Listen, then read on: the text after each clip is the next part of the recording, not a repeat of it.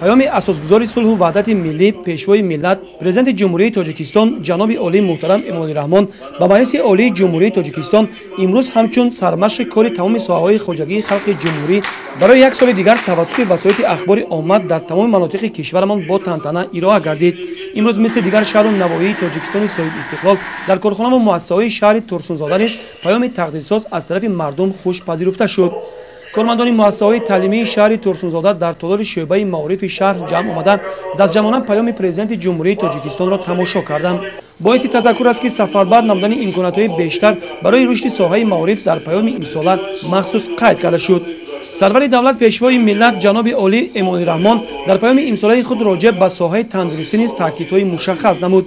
از جمله دقت حاضرین به جلب متخصصان جوان به کار در ساحه تندرستی روانه گردید.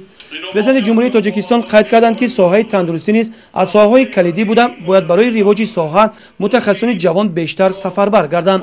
طبیبان پرتجربه و سابقه‌دار وظیفه‌دار گردند که برای دادن امکانات‌های بیشتر به کادرهای جوان و آموزاندن تجربه پیشقدم به آنها دقت مخصوص دهند.